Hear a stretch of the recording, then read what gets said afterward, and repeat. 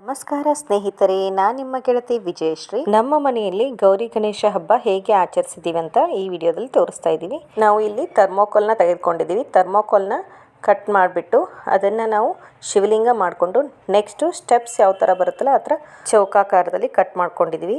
ಮತ್ತು ಅದಕ್ಕೆ black colour paint ಮಾಡಿದ್ದೀವಿ. ಈ ವಿಡಿಯೋದಲ್ಲಿ ನೀವು ನೋಡ್ತಾ ಇದ್ದೀರಾ. ಅದೇ ರೀತಿ ನಾನು ಥರ್ಮೋಕೋಲಿಂದ ಕಂಬಗಳನ್ನು ಕಟ್ ಮಾಡ್ಕೊಂಡಿದ್ವಿ, ಡಿಸೈನ್ ಕೂಡ ಮಾಡ್ಕೊಂಡಿದ್ವಿ. ಅದಕ್ಕೆ ಬ್ಲ್ಯಾಕ್ ಕಲರ್ ಪೇಂಟ್ ಹಚ್ತಾ ಇದ್ದೀವಿ. 4 ಕಂಬಗಳಿಗೆ ಪೇಂಟ್ ಹಚ್ಚಿದಾಗ ಈ ಥರ ನಾವು ಕೂಡಿಸಿದ್ವಿ.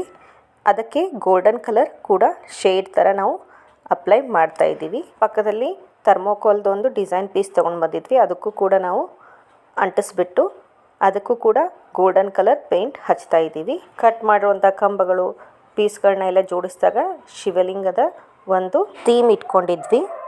ಗಣೇಶನ ಕೂಡಿಸಿದಾಗ ಅದು ಈ ಥರ ಕಾಣಿಸ್ತಾ ಇದೆ. ಗಣೇಶ ಹಬ್ಬ ಆಗಸ್ಟ್ 27ನೇ ತಾರೀಕು ನಾವು ಸೆಲೆಬ್ರೇಟ್ ಮಾಡಿದ್ದೀವಿ. ಅದೇ ರೀತಿ ಗಣೇಶ ಬಂದ 5ನೇ ದಿನಕ್ಕೆ ಗೌರಿಯನ್ನು ಕೂಡಿಸಿದ್ದೀವಿ. ಈ ರೀತಿ ನಮ್ಮ ಮನೆಯಲ್ಲಿ ನಾವು ಗೌರಿ ಗಣೇಶ ಹಬ್ಬವನ್ನು ಆಚರಿಸಿದ್ದೇವೆ. ಈ ವಿಡಿಯೋ ನಿಮಗೆ ಇಷ್ಟ ಆಗಿದ್ದರೆ ಲೈಕ್ ಮಾಡಿ, ಶೇರ್ ಮಾಡಿ, ಸಬ್ಸ್ಕ್ರೈಬ್ ಮಾಡಿ. ಈ ಗೌರಿ ಗಣೇಶ ಹಬ್ಬದ ಡೆಕೋರೇಷನ್ ನಿಮಗೆ ಇಷ್ಟ ಆಗಿದ್ದರೆ ಕಮೆಂಟ್ ಮಾಡಿ. ಅಲ್ಲದೆ ಗೌರಿನ ನಾವು ಯಾವ ರೀತಿ ಕೂಡಿಸಿದ್ದೀವಿ, ಡೆಕೋರೇಷನ್ ಹೇಗೆ ಮಾಡಿದ್ದೀವಿ ಅಂತ ನಾನು ಮುಂದಿನ ವಿಡಿಯೋಗಳಲ್ಲಿ ತೋರಿಸ್ತಾ ಇದ್ದೀನಿ. ಥ್ಯಾಂಕ್ ಯು, ಧನ್ಯವಾದಗಳು.